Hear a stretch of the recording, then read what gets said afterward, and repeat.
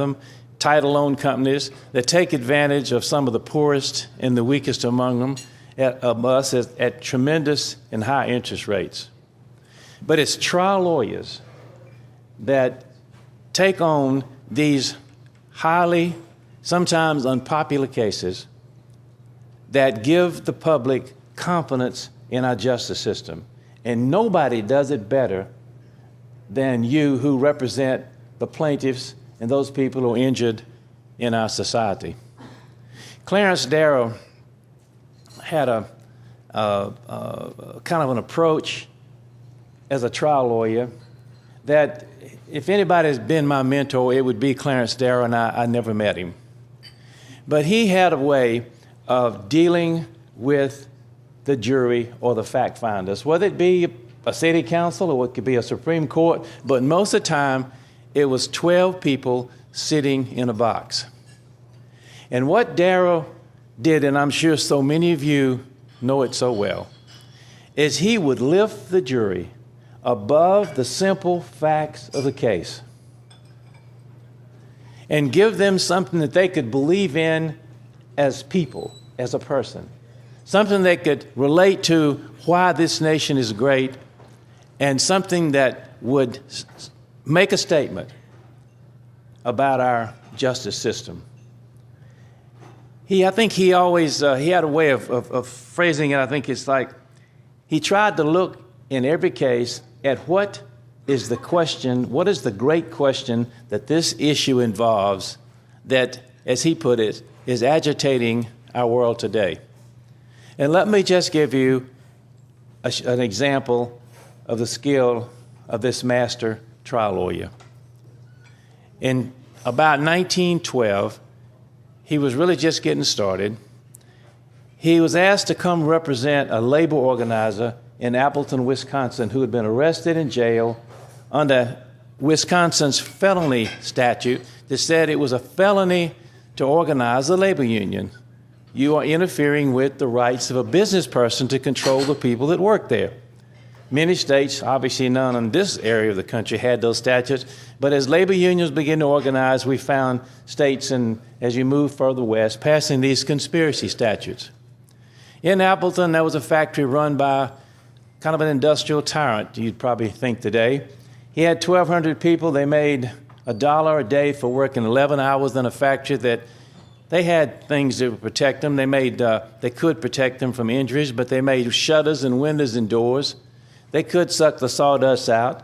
They could have things, blades that, guards that would prevent people from getting their fingers cut off in the blades.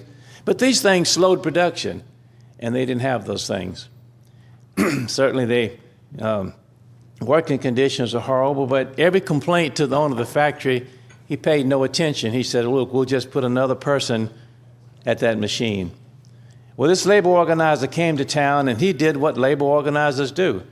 Brave young man, he went around and told people the advantages of having a union. The detective for the factory followed him in disguise and took down all he needed to know to get a conviction. This man was indicted.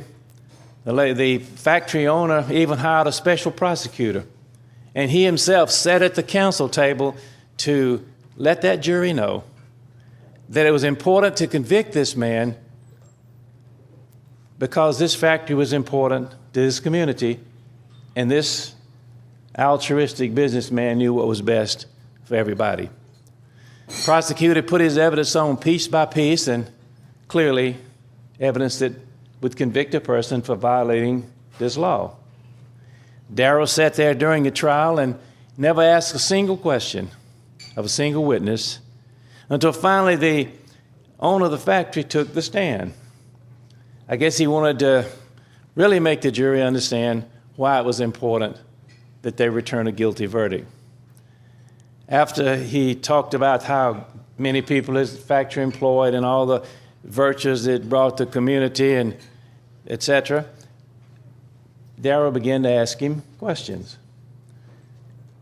The judge probably allowed Darrow to get away with, and I'm sure you would too, Judge, a few irrelevant questions because he was hadn't been involved too much with the trial, and everybody was wondering when this famous lawyer is going to say something. Mr. Darrow said, "Sir, I notice every time I come to the courthouse from where I'm staying in the hotel, I pass this big mansion that sits on a hill. It looks like it might cover 20 acres. It's got beautiful gardens and steel fence around it. Is that your house? And man said, yes, that's my home. He said, and that automobile that I see bringing you to court every day, I don't see those automobiles for sale around here. Where did you get that? He says, oh, I had it made especially in Detroit. Mr. Darrow said, well, I noticed that you have several children. They've been in the courtroom here during this trial. He said, now, Appleton has some really fine schools. I visited a few of them. He said, well, where do your sons and daughters go to school? Man said, excuse me, I sent them back east to Connecticut school. And Darrow asked him a few more questions like that and sat down. Prosecutor made his closing argument, and Darrow then stood.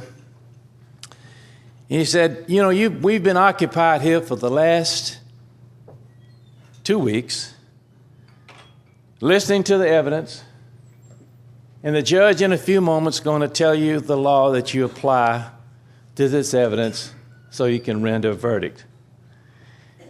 But Darrow said, it's impossible to present the case to you without a broad survey of the great questions that are agitating our country today. He said, for whatever its form, this is not a criminal case. He said, it's but an episode in the great battle for human liberty, a battle of tyranny and oppression that will not end so long as a father of one child are compelled to toil in poverty and live in poverty to support the children of another father in luxury and ease. And that jury went out to deliberate, and in less than an hour came back with a verdict of not guilty. Because that jury did what makes the jury trial in this nation so sacrosanct. An institution that many are trying to eliminate with binding arbitration and with other rules and regulations and settlements. Because less than 1.9% of the suits filed today go to trial compared to 12% in 1962.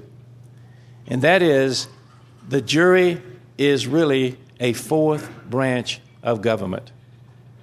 And you trial lawyers are the executors in that branch of government to make the jury system work. Because that jury in Appleton, Wisconsin, nullified